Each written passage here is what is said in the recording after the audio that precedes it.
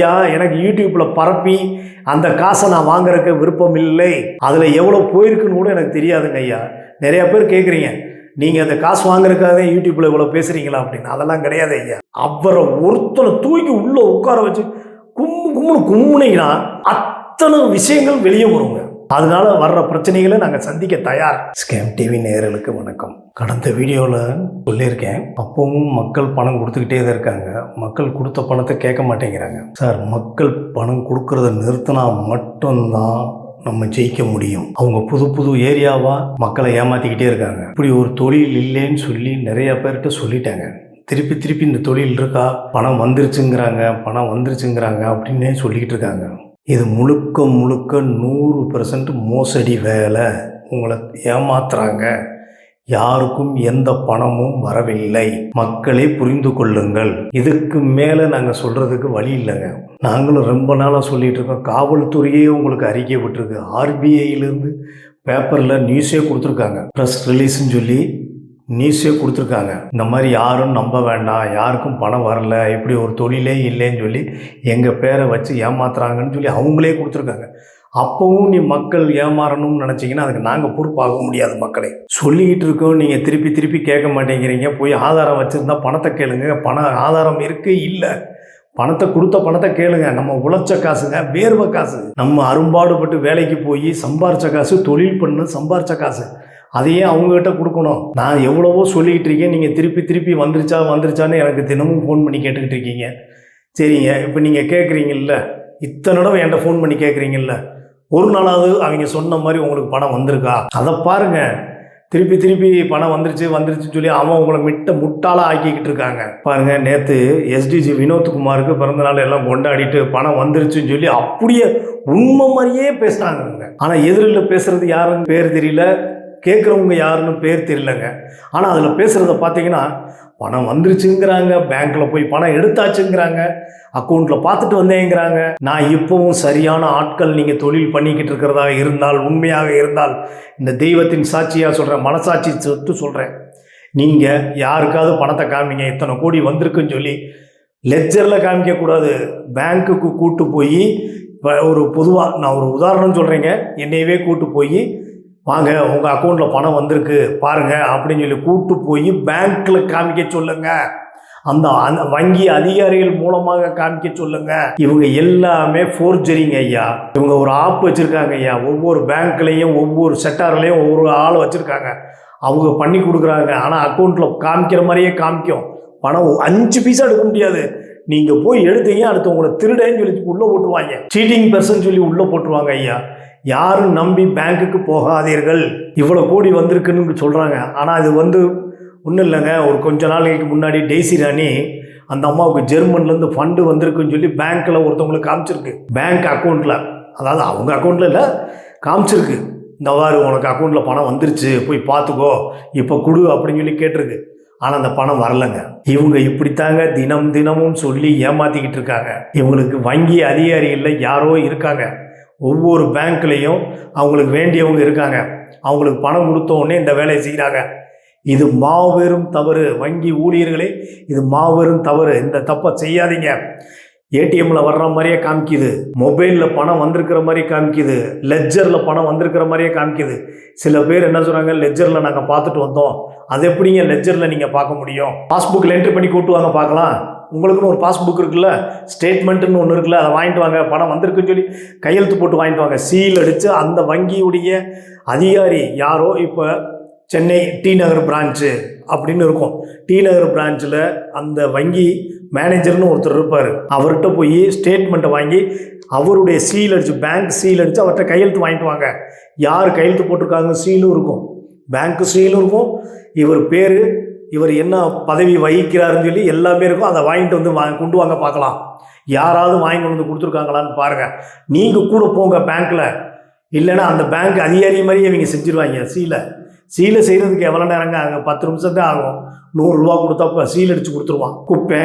குப்பராஜ், state bank of India, அங்கே உள்ள பேர் யாருன்னு தெரிஞ்சுக்கிறது இப்போ நான் தான் சொன்னேன்ல, டி நகரில் இருக்கிற பேங்க் மேனேஜர் பேரை தெரிஞ்சுக்கிறது, அந்த பேங்க் மேனேஜர் பேரை இவங்களே சீல் அடிச்சிடுறது.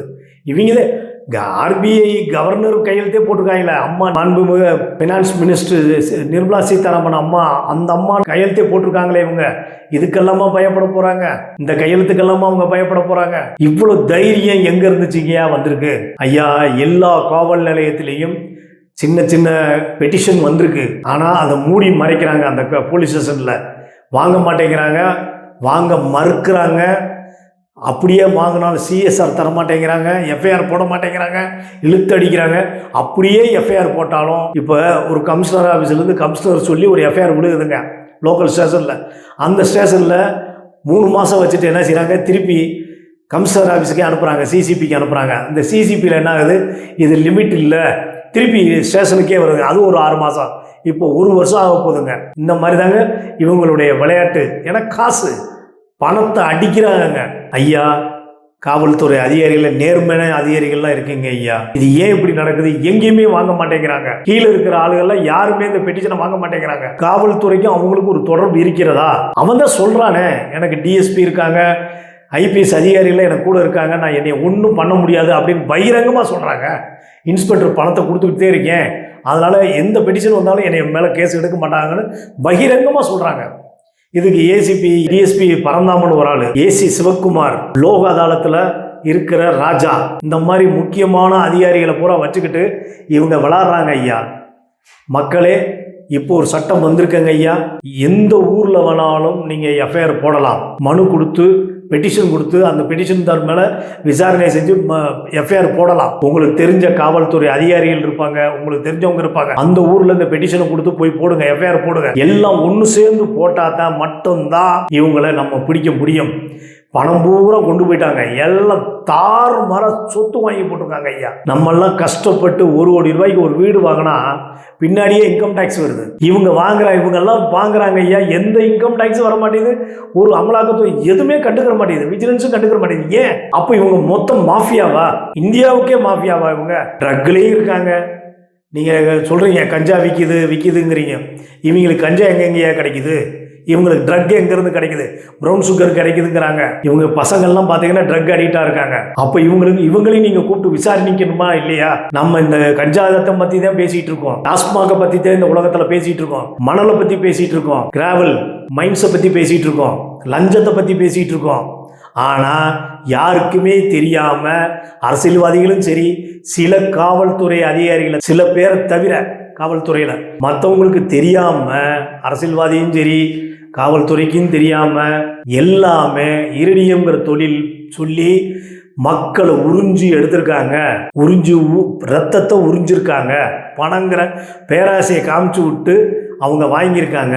இது கவர்மெண்ட்டுக்கு தெரியுமா தெரியலையாங்கிறது தெரியல. நாங்கள் ஒரு இடத்துல விசாரிக்கிறப்ப இவர் மேலே ஒரு சாமிநாதையர் மேலே ஏகப்பட்ட குற்றச்சாட்டுகள் இருக்குது. ஆனால் அவங்க ஏன் நடவடிக்கை எடுக்க மாட்டேங்கிறாங்கன்னு தெரிய மாட்டேங்குது. அவங்களே சொல்கிறாங்க, எங்ககிட்ட நிறைய பேர் வந்து கேட்குறாங்க, பெட்டிஷன் கொடுக்குறாங்க, ஆனால் ஏன் எடுக்க மாட்டேங்கிறீங்க? இப்போ பாருங்கள், தர்மசாலாவில் 500 பெண்கள்னு சொல்லி மாயம்னு சொல்லிடுறாங்க. அந்த ஸ்டேஷனில் கம்ப்ளைண்ட்டே வந்ததில்லைங்கிறாங்க. அவங்க சொல்கிறாங்க, அது எப்படிங்க வராமல் இருக்கும்? 500 பேரை விடுங்க, கூடுதலாவோ குறையாவோ நான் யாரைனா தரக்குறைவோ பேசலாம், ஒரு 100 பேரை வச்சுக்கோங்க. 100 பேரில் ஒருத்தர் கூட கம்ப்ளைண்ட் பண்ணாமல் இருந்திருப்பாங்க. அந்த அதிகாரியெல்லாம் எங்களுக்கு தெரியவே தெரியாது அப்படிங்கிறாங்க. இது என்னங்க மாயம்? இன்னைக்கு இருக்கிற காலகட்டத்தில் நீங்கள் எங்கேயுமே போக வேண்டாம், உட்கார்ந்த இடத்துல தட்டி விட்டீங்கன்னா அவங்களே உங்களை விசாரணைக்கு வருவாங்க ஐயா. அந்த அளவுக்கு இந்த உலகம் மாறிடுச்சு. அதாவது சோசியல் மீடியா அடுத்த செகண்ட் போயிடுது, அடுத்த செகண்டு மக்களுக்கு தெரிஞ்சிருது என்ன நடக்குது ஏது நடக்குதுன்னு. ஏன் இவங்களுக்கு தெரிய மாட்டேங்குது? நீதி அரசர்கள், எத்தனையோ நேர்மையான நீதி அரசர்கள் இந்த உலகத்தில் இருக்காங்க, அவங்களாம் பார்த்துட்டு ஏன் பேசாமல் இருக்காங்கன்னு தெரியல ஐயா. உங்களை மன்றாடி கேட்குறேன், ஏன் நீங்கள் இப்போ இதை பார்த்துட்டு பார்க்காத மாதிரி இருக்கீங்க? இல்லை உங்கள் காதுக்கு வரலையா? இந்த செய்தி உங்களுக்கு வந்து சேரலையா? மக்களே, இதை பரப்பி விடுங்க. அப்படியாவது யாராவது ஒருத்தர், 7 ஸ்டேட் பிரச்சனைங்க ஐயா. தமிழ்நாட்டில் எத்தனை நீதி அரசர்கள் இருக்கீங்க, எத்தனை பேர் இருக்கீங்க, யாராவது ஒருத்தர் இதை பார்க்கலையா? இதை பரப்பி விடுங்க. இந்த ஃபார்வேர்ட் பண்ணாதான் எல்லா பேருக்கும் தெரியும். அதே மாதிரிங்க ஐயா, இந்த நெட்டு இல்லாதது, இந்த மாதிரி சில இதெல்லாம் இல்லாத சில குக்கிராமங்கள் இருக்கு. அவங்க பார்த்தீங்கன்னா முழுக்க விவசாயத்தை நம்பியே இருக்காங்க. அவங்கள போய் அப்படியே மாற்றி அவங்க பூமியை விற்று அந்த பணத்தை வாங்கியிருக்கான் சாமிநாத ஐயர். சாமிநாதையர் மட்டும் இல்லைங்க, எல்லா செல்லர்களும் வாங்கியிருக்காங்க. அவங்களுக்கு இன்னும் இந்த செய்தியெல்லாம் போகலைங்க. நாங்கள் பேசுறது இந்த ஆர்பிஐயில் வந்த நியூஸு, சில யூடியூப் சேனலில் வர்ற நியூஸு, புக்கில் வர்ற நியூஸு, பேப்பரில் வர்ற நியூஸு எதுவுமே அவங்களுக்கு போய் சேராமல் இருக்குது. இன்னமும் பணம் கொடுத்துக்கிட்டு இருக்காங்க. அவங்க இதை நம்பி அவங்கள காட்டை விற்று வீட்டை விற்று அடமானம் வச்சு கொடுத்துக்கிட்டு இருக்காங்க. அவங்களுக்கு தெரியல. இதெல்லாம் நீங்கள் பரப்புனா தானே எல்லா பேரும் பார்ப்பாங்க. நாங்கள் எனக்கு ஐயா, எனக்கு யூடியூப்பில் பரப்பி அந்த காசை நான் வாங்குறதுக்கு விருப்பம் இல்லை, அதில் எவ்வளோ போயிருக்குன்னு கூட எனக்கு தெரியாதுங்க ஐயா. நிறையா பேர் கேட்குறீங்க, நீங்கள் அந்த காசு வாங்குறதுக்காக யூடியூப்பில் இவ்வளோ பேசுகிறீங்களா அப்படின்னு. அதெல்லாம் கிடையாது ஐயா.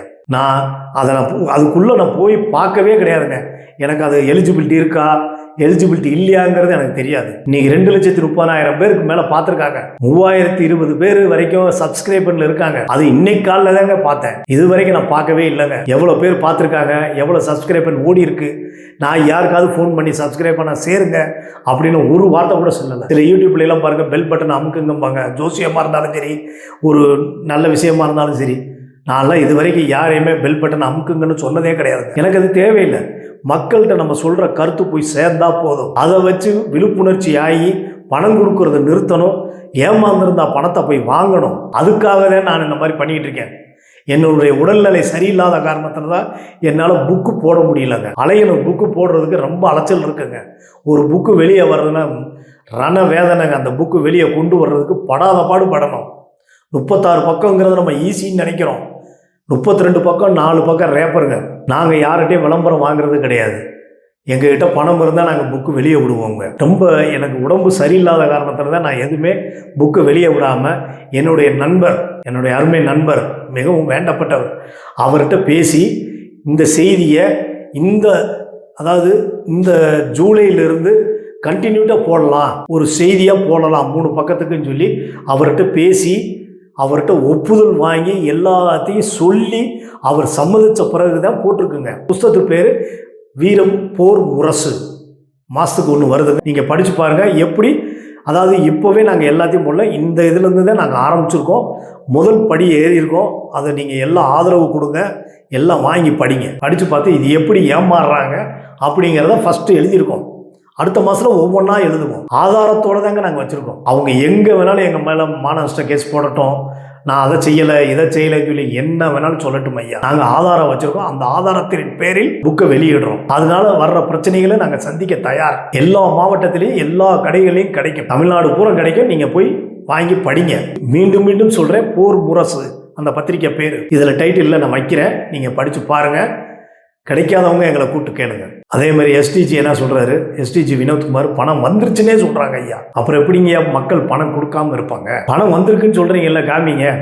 அதே மாதிரி அமித்குமார் குப்தா எல்லாமே சாமிநாதையர் தான் லீடு. அவரை ஒருத்தனை தூக்கி உள்ளே உட்கார வச்சு கும்முனிங்கன்னா அத்தனை விஷயங்கள் வெளியே வருங்க. சீக்கிரட்டான விஷயம், ட்ரக்கு, கஞ்சா, என்னென்ன இருக்கும் மணிலங்க, எத்தனை இருக்கும், கள்ள நோட்டிலிருந்து எல்லாமே அவன் சொல்லுவாங்க வாயிலிருந்து. காவல்துறை அதிகாரிகள் அவனை தூக்கி உட்கார வச்சு உரிங்க. நீங்கள் உரிக்க கூட நான் கையை ஓகுனாலே எல்லாத்தையும் கழிஞ்சிருவாங்க. முன்னா நம்பர் தொடநடிங்க, அவ்வளோ வீரம் பேசுவான். அவன் மகன் அதே மாதிரி தாங்க, பெரிய தொடநடிகை. தண்ணியை போட்டு காலையில் திருந்து ராத்திரி வரைக்கும் தண்ணியை போட்டுட்டு உட்காந்துருக்காங்க. இவங்களுக்கெல்லாம் அது எங்கெங்கே இவ்வளோ பணம் வருதுன்னு தெரியல. இவ்வளோ பணம் ரொக்கமாக வச்சுக்கிட்டு, இவ்வளோ நகையில போட்டு வச்சுக்கிட்டு, கண்ட பொம்பளைகளோட எத்தனை பொண்டாட்டி இருக்குன்னே சாமிநாதையருக்கு தெரியாதுங்க. எத்தனை மனைவிமார்கள் இருக்காங்கன்னே தெரியாது. இப்போ பழனியம்மாவில் டான் மதுரையில் அவங்கள வச்சு நிறைய காரியங்கள் சாதிச்சார். இப்போ அதுக்கு மேலே சென்னையில் தூள் படத்தில் வர்ற சொர்ணாக்கா மாதிரி ஒரு லேடியை வச்சுக்கிட்டு விளையாட்டு காமிக்கிறாருங்க எல்லா பேரையும் சாமிநாதையர். ஏன் அரசாங்க வேடிக்கை பார்த்துக்கிட்டு இருக்கு? நேர்மையான அதிகாரிகள் எத்தனை என்கவுண்டர் பண்ணீங்க? இந்த மாஃபியாவில் ஒரு 2 பேரை நீங்கள் என்கவுண்டர் பண்ணுங்க. அத்தனை பேர் அடங்கி உங்ககிட்ட சரண்டர் ஆகி நாங்கள் மக்கள்கிட்ட பணம் கொடுத்துட்றோம், பாவ மன்னிப்பு கேட்பாங்க ஐயா. நீங்கள் அதுக்கு உண்டான துரித நடவடிக்கை எடுங்க ஐயா. நீதி அரசர்களே, நீங்களும் தான் கொஞ்சம் எங்கள் மேலே, மக்கள் மேலே கருணை காமிங்க. நீங்களே எத்தனை கேஸு தாமா முன் எடுத்திருக்கீங்க. இது வரைக்கும் உங்கள் காதுக்கு வரலையா? உங்கள் செவிக்கு யாராவது ஒருத்தர் இதை பார்த்துட்டு நடவடிக்கை எடுங்க ஐயா. நீங்கள் கடவுளுக்கு நிகரானவர்கள். கடைசியில் நீங்கள் தான் எங்களை காப்பாற்றணும். நீங்களே பார்க்காம இருக்கீங்க, பாருங்க ஐயா. உங்களுக்கு தாழ்மையுடன் கேட்டுக்கிறேன், பாருங்க. சாமிநாதையர் நாளுக்கு நாள் தவறு மேலே தவறு பண்ணிக்கிட்டே போகிறாரு. கடந்த வீடியோவில் கூட நடிகன்னு இது வரைக்கும் எந்த படத்துலையும் நடித்ததில்லை, ஒரு சீரியலில் கூட நடித்ததில்லை, ஒரு விளம்பரத்தில் கூட அந்த பொண்ணு நடிக்கலை. நடிக்கிறதுக்காக கூப்பிட்டு வந்தார் கோயம்புத்தூர்லேருந்து. அம்மா மகளை கூப்பிட்டு வந்து, அம்மா கொரோனாவில் இறந்து போயிட்டாங்க, இந்த பொண்ணை வச்சுக்கிட்டு ஓட்டிக்கிட்டு இருக்காரு. அந்த பொண்ணு இவர் பணம் கொடுக்குறதெல்லாம் அது வாங்கிட்டு, அதுவும் தவறே. இவர் செய்கிற அத்தனைக்கும் அந்த பொண்ணு உடந்த. இதுல ஏதாவது தவறு ஏற்பட்டாலும் அந்த பொண்ணையும் கைது செய்ய வேண்டும். சாமிநாதையரோட இருக்கிற அத்தனை பேரையும் கைது செய்யப்பட வேண்டும். இது மாதிரி ஒவ்வொரு செல்லர்கிட்ட இருக்காங்க, செல்லர்கிட்ட இருக்காங்க, ஏஜென்ட் கிட்ட இருக்காங்க, அவங்களையெல்லாம் கைது செய்ய வேண்டும். அப்போதான் இதுக்கு தீர்வு விமோச்சனம் கிடைக்கும். அவங்க நினைக்கிறாங்க நான் பணம் வாங்கிட்டு ஒதுங்கிட்டேன், அதெல்லாம் ஒதுங்கெல்லாம் முடியாது. அந்த பணத்தில் தானே இப்போ நீ வாழ்ந்துக்கிட்டு இருக்க. நீங்களும் உங்கள் பொண்ணு, நீங்கள் நான் சொல்கிறது சில பேருக்கு புரிஞ்சுக்கிருவீங்கன்னு நினைக்கிறேன். அத்தனை பேர் இருக்கீங்க, உங்களையும் கைது செய்வார்கள், கண்டிப்பாக கைது செய்வார்கள். இது நீங்கள் செய்யலைன்னா மத்திய அரசாங்கம் கண்டிப்பாக செய்யும். இதை எதிர்பார்த்துக்கிட்டே இருங்க. கண்டிப்பாக மத்திய கவர்மெண்ட் இதில் இறங்கி ஒரு பெரிய அதிரடி நடவடிக்கை எடுப்பார்கள். கூடிய விரைவில் எடுப்பார்கள். உத்தரவாதம் கொடுக்குறோம், கூடிய விரைவில் எடுப்பார்கள். அப்போ இருக்குங்க உங்களுக்கு நீங்கள் செய்கிற அட்டகாசம், நீங்கள் செய்கிற அத்தனை பேரும் எவ்வளவு ஜாலியாகவும் எவ்வளோ இதாக இருந்தீங்க. அதே மாதிரி அமித்குமார் குப்தாவுக்கு சொல்லிக்கிட்டு இருந்தேன். அவர் உடம்பு சரியில்லாமல் ஹார்ட் அட்டாக் வந்து ஆஸ்பத்திரியில் படுத்திருந்தார். அந்த ஆஸ்பத்திரி உரிமையாளர் அவங்க ரிலேஷன் 5 கோடி ரூபா கொடுத்துருக்காங்க. அவங்க ரிலீஸ் பண்ணி அவர் என்ன பேசுனாங்கன்னு தெரியல, அவர் ஆப்ரேஷன் பண்ணி அனுப்பிச்சி விட்டாங்க. அவர் எங்கே போனாருன்னு இல்லை, அவர் தான் ரிசர்வ் பேங்க் ஆஃப் இந்தியாவுக்கு உளவுத்துறைன்னு சொல்லி சீல் அடித்து வச்சுருக்காருங்க. இவர் தான் அவனை. அதே மாதிரி ஹாரிஸ் செல்வராஜ் பார்த்தீங்கன்னா, ஹாரிஸ் சாமி அவர் வந்து ஆர்பிஐ இந்தியன் பேங்க்குக்கு சேர்மன் சொல்லிட்டு ஊரா ஏமாத்திக்கிட்டு இருக்காரு. ரமேஷ் கண்ணா தத்து எடுத்துக்கிட்டு இருக்காரு. அமித்குமார் குப்தாட்ட இருக்கிறவங்க காளீஸ்வரன் மெயின் கையி, காளீஸ்வரனையும் மாடக்குழு டீமில் இருக்கிற 2-3 பேர்த்தையும் இவரையும் தூக்கி கொண்டு போய் ஒரு டீம் அடித்து டெம்போ டிராவலரில் உட்கார வச்சு ஊரா சுற்றி காமிச்சு போகிற வழியில் கும்மான்னு குத்தி அவங்க பாக்கெட்டில் இருக்கிற பணத்தை, ஏடிஎம்ல இருக்கிற பணத்தை வாங்கிட்டு போயிட்டாங்க. மரியாதை அது ஏமாந்தவங்க தான், ஏமாறாதவங்க யாரும் செய்யல, ஏமாந்தவங்க மட்டும்தான் அந்த வேலையை செஞ்சுருக்காங்க. திருப்பி அவங்களுடைய அக்கௌண்ட்டில் இருந்த பணத்தை அனுப்பிச்சிருக்காரு. இன்னும் கொஞ்சம் நாளில் பணம் தர்றேன்னு சொல்லியிருக்காங்க. ஐயா, இந்த அடி வாங்குறது இதெல்லாம் உங்களுக்கு தேவையா? இன்னமும் நடக்கும், இதை காட்டிலும் கொடுமையாக நடக்கும், நிச்சயமாக நடக்கும் கொடுமையா. சாமிநாதையர்ல ஓடி ஒளிகிறான். எந்த பக்கம் யார் வருவாங்கன்னே தெரியாமல் இருக்கான். ஏன் சாமிநாதையர் இவ்வளோ சம்பாரிச்சிருக்கில்ல, இதை வச்சு நீ வளர்ந்துட்டே இல்லை, வாங்கினவங்கிட்ட ஆதாரம் வச்சிருக்கிறவங்ககிட்ட பணத்தை கொடுத்து அந்த ஆதாரத்தை வாங்க முடியாது. நீ 100 ரூபா பத்திரத்தை வாங்கிட்டு வந்து நீ ஏமாத்தணும்னு நினைச்சேன்னா எவையா தருவா? நாங்கள் 18 பேர் வச்சிருக்கோம்ல, பணத்தை கொடுத்துட்டு நாங்கள் வாட்டுக்கு எங்கள் வேலையை பார்த்துட்டு போயிடுவோம்ல, நீ வாட்டுக்கு ஏதாவது செஞ்சுக்கிட்டு இருக்கலாம்ல. உன் தொழில் அருமையாக நடக்குதியா. இந்த பக்கம் பொம்பளை, இந்த பக்கம் தண்ணி, காசு விளையாடுதியா. உனக்கெல்லாம் எங்கள் இடத்துல சொத்து வச்சிருக்கேனே தெரியல. உன்னுடைய சிசிய பிள்ளைகள் தான் அமித்குமார் குப்தா, ரமேஷ் கண்ணா, அருள்தாஸ், எனக்கு தெரிஞ்சது சொல்கிறேன். இன்னும் உள்ள இறங்கி பார்த்தோம்னா நீ எல்லா பேரையும் வளர்த்து விட்டுருக்க, புரோக்கர் மாதிரி எல்லா பேரையும் வளர்த்து விட்டுருக்க. இது போக ஏஜென்ட்டுகள்லாம் உன்ட்ட நிறையா இருக்காங்க. இப்போ பழனியம்மாளை செல்லர் மாதிரி கொண்டு போயிட்டேன். எதுக்கு எடுத்தாலும் பழனியம்மாள் குரூப்புக்கு நான் கொடுக்குறேன். எத்தனையா பழனியம்மாள் குரூப் கொடுப்பேன்? அந்த ரெக்கார்டு தேஞ்சு போச்சியா, மாற்றி போடு, செய்தியை மாற்றி போடியா. முதல் பழனியம்மாளுக்கே கொடுப்பேன். எத்தனையோட பழனியம்மாளுக்கு நீ கொடுப்ப? மாற்றி சொல்லியா. பாண்டியம்மாள் இருக்காங்க, ராஜேஸ்வரி இருக்காங்க, இன்னொரு பழனியம்மாள் இருக்கு. பார்த்து செய்தி போடுறத ஒரே செய்தி தேஞ்சு போச்சு. நீ போடுற செய்தி எல்லாம் மாற்றி போடு. ஒன்று இருக்கிறவங்க நீங்கள் ஒன்னே காட்டிலும் மேலே போய்கிட்டு இருக்காங்க. காளீஸ்வரனை அடித்து காசை வாங்கிட்டாங்க. அவங்க வாங்கினது 1% தான் வாங்கியிருக்காங்க. இன்னும் வாங்கணும், அவங்க வாங்குவாங்க. அவன் மட்டும் இல்லைங்க, எல்லா பேரும் இதே நடவடிக்கை தான் எல்லா பேரும் கூடிய வரையில் எடுக்க போகிறாங்க. இன்னைக்கு காவல்துறையை நம்பி கிடைக்கலைன்னா இப்படித்தான் எல்லா பேரும் போவாங்க. இது உத்தரவாதம் ஐயா. இது ஒரு இது அசம்பாவிதத்தை தடுத்து நிறுத்தணும்னா காவல்துறை இறங்கி அதிரடி நடவடிக்கை எடுக்கணும். இல்லைன்னா அவங்கவுங்க யார்கிட்ட ஏமாந்துருக்காங்களோ அவங்கவுங்க சிறு குரூப்பாக சேர்ந்து 4 பேர் 3 பேர் சேர்ந்து செலவழித்து இவங்களை தூக்கிட்டு போய் அடிக்கிறது, காசு வாங்குறது, இதுதாங்க நடக்கும். சாமிநாதரை எத்தனை பேர் தூக்குறதுக்கு ரெடியாக இருக்காங்க தெரியுங்களா உங்களுக்கு? நிறைய பேர் தூக்குறதுக்கு ரெடியாக இருக்காங்க. அவன் தனியாகவே எங்கேயும் போக முடியாது. இப்போ ஒரு பெரிய டான் சென்னையில் சொர்ணாக்கா மாதிரி, தூள் படத்தில் சொர்ணாக்கா மாதிரி அவங்கள வச்சு விளாண்டுக்கிட்டு இருக்கான். இது லேட்டஸ்ட் நியூஸ். மாந்திரியம் பண்ணுறான். அவன் நாக்க அறுக்கணுங்க. அந்த மந்திரம் சொல்கிற மாதிரி அந்த நாக்க அறுக்கணும். மாந்திரியம் பழகிட்டு வந்து கேரளாவில் போய் மாந்திரியம் பழகிட்டு வந்து ஒவ்வொரு குடும்பத்தையும் அழிச்சுக்கிட்டு இருக்கான். விஷ ஜந்துங்க அவன். மற்றவங்கெல்லாம் இப்படி இல்லைங்க, இவன் பெரிய விஷ ஜந்து. வருஷ நாட்டில் ஒரு பாண்டியம்மா இருக்காங்க தெரியுங்களா, அந்த அம்மாவும் இதே தான். மை பாக்கெட்லேயே வச்சுக்கிட்டு இருக்குங்க, அந்த சுருக்கு பையிலேயே வச்சுக்கிட்டு இருக்கோம். மை போனவனே நெத்தியில் தடவி விட்டுருது, நல்லா இருப்பீங்கன்னு சொல்லி விபூதி தடவுற மாதிரி தடவுனா அவன் அவ்வளோதான். பெண்களாக இருக்கட்டும் ஆண்களாக இருக்கட்டும், அந்த அம்மா கேட்குற பணத்தை கொடுத்துட்டு வந்துடுவாங்க, நகையை கழட்டி கொடுத்துட்டு வந்துடுவாங்க. நிறைய பேர் நகையை கழட்டி தாலியை கூட அடமானம் வச்சுருக்காங்க, தாலி அத்துட்டு போயிருக்காங்க. சில பெண்கள் ஏஜென்ட்டுங்கிற போர்வையில் பெண்கள் தாலி அத்துட்டு போயிருக்காங்க. மிக கொடுமையாக நடக்கும். நாளாக வெறி எடுத்து அவனுக்கு தெரிஞ்ச ஆட்களை சேர்த்துக்கிட்டு இந்த கொடுமை தாங்க நடக்க போகுது. இதில் தான் பெரிய பெரிய பிரச்சனைகள் மாட்டுவாங்க. நடக்காமல் இருக்கணும்னா காவல்துறையிட்ட தாங்க இருக்குது. இன்னும் சிறு சிறு வியாபாரிகளை தூக்கிட்டு போய் அடிச்சுக்கிட்டு தான் இருக்காங்க, பணம் வாங்கிட்டு தான் இருக்காங்க. அந்த பணத்தை கொடுத்துட்டேன்னா உன்னை யாரும் தொட மாட்டாங்கல்ல, நீ வாட்டுக்கு உன் வியாபாரத்தை பாரு. நீ தான் அந்த பணத்தை வாங்கிட்டு ஒரு சமுதாயத்தில் ஒரு பெரிய இடத்துல இருக்கில்ல, வியாபாரம் மாதம் மாதம் வர்ற மாதிரி வருமானம் வர்ற மாதிரி பெருக்கிட்டு இல்லை, அதை அப்படியே மாற்றிக்கிற வேண்டியதானே, தொழிலை மாற்றிக்கிற வேண்டியதானே. இன்னமும் காலையில் எழுந்திரிச்சு யாரை ஏமாற்றலாம், யாரை மாந்திரிகம் பண்ணலாம், எந்த பொம்பளையாளோட போகலாம், எவன் கூட போய் நின்னா பேசலாம். ஆனால் சாமிநாதர் உனக்கு ஒரு நன்றி மட்டும் நான் சொல்கிறேன். உன்னாலதான் இத்தனை ஏஜென்ட்டுகள், இத்தனை செல்லர்கள், இத்தனை கோசெல்லர்கள், இத்தனை மோசடி பேர் வழிகள் இருக்காங்கன்னு கண்டுபிடிச்சோம். இல்லைன்னா அது அப்படியே மண்ணோட மண்ணா போயிருக்கும். உன்னாலதான் நாங்கள் எல்லாமே கண்டுபிடிச்சோம். அடுத்த கியரிங் வரப்போது காட்பாடி ஜெயராஜுக்கு, அஸ்வின் ராவுக்கும் காட்பாடி ஜெயராஜுக்கு அடுத்த கியரிங். ஏசி சிவகுமாரை இது வரைக்கும் காவல்துறையிலிருந்து விசாரிக்கவில்லை. அவர் மேல ஒரு சின்ன எஃப்ஐஆர் கூட ஏன் போடல? காவல்துறை அவரை காப்பாத்துதா? வேலூர்ல ஒரு செய்தியை கூட போட விட மாட்டேங்கிறாங்க. பெட்டிஷன் கொடுத்தா வாங்கவே மாட்டேங்கிறாங்க. பணம் வந்துருச்சுங்கிறாங்க, பணம் வரலங்கிறாங்க. என்னங்க இது நடக்குது இந்த தமிழ்நாட்டில்? 7 ஸ்டேட், நான் தமிழ்நாடு மட்டும்தான் இப்போ பேசிட்டு இருக்கேன். இவங்க தமிழ்நாடே கடந்து போய் பணம் வாங்கியிருக்காங்க. அது அப்புறம் முதல் தமிழ்நாட்டு பிரச்சனையை முடிப்போம். காளீஸ்வரனும் அமித்குமார் குப்தாவும் ஒரு காம்ப்ளெக்ஸ் வணிக வளாகத்தை வித்துட்டு வேற மாநிலத்தில் போய் அடைக்கலம் ஆகலான்ட்டு யோசனை பண்ணிக்கிட்டு இருக்காங்க. மக்களே, கொடுத்தவங்கெல்லாம் காளீஸ்வரனையும் அமித்குமார் குப்தாவும் விடாதீர்கள், துரத்தி பிடிங்க, அவரை பிடிச்சி உட்கார வைங்க. அதுக்கப்புறம் காவல்துறையிட்ட கொண்டு போய் உட்கார வைங்க. சாமிநாதையரும் சரி, எல்லா பேரும் சரி, எல்லாம் அந்தந்த இடத்துல உட்கார வச்சு அவங்கவுங்களுக்கு தெரிஞ்ச அதிகாரிகிட்ட போய் பணம் கொடுத்தவங்கெல்லாம் போய் உட்காந்து பெட்டிஷன் போட்டு எஃப்ஐஆர் போட வைங்க. இப்போதான் எந்த மாவட்டத்தில் வேணாலும் எந்த ஊரில் வேணாலும் எஃப்ஐஆர் போடலாம். அப்படி ஒரு சட்டம் வந்துருச்சுங்க ஐயா. ட்ரக்குன்னு தமிழ்நாடு அரசு பார்த்துக்கிட்டு இருக்கு. ட்ரக்குக்கு மேலே இங்கே ஓடிக்கிட்டு இருக்கு. உண்மையிலே ட்ரக்குக்கு மேலே இங்கே பிரச்சனை ஓடிக்கிட்டு இருக்குங்க ஐயா. நீங்கள் அதுக்குள்ள முழுசா யாரும் கவனம் செலுத்தலை. நீங்கள் இந்த பக்கம் திரும்பி பாருங்க. திரும்பி பார்த்தீங்கன்னா ட்ரக் எல்லாம் ஒரு பெரிய மேட்டரே இல்லை. அந்த அளவுக்கு இங்கே மோசடி பண்ணிக்கிட்டு இருக்காங்க. ட்ரக்காவது கடத்தணும், யாராவது போலீஸ் பிடிச்சிருவாங்களான்னு பயப்படுறாங்க. இது அப்படியே இல்லைங்க ஐயா. அப்படி இல்லை, கேட்ட உடனே பணத்தை கொடுத்துட்றாங்க ஐயா. இதில் பயமே கிடையாது, எந்த ரிஸ்க்குமே இல்லை. ஏன்னா எல்லாமே கையில் பணம் வாங்குறாங்க. ட்ரக்காதுங்கிறது ஒரு பொருள், ஒரு ட்ரக்கு. இது அப்படி கிடையாது. கேட்ட பணம் கொடுத்துட்றாங்க, பணம் கையில் வாங்குறாங்க.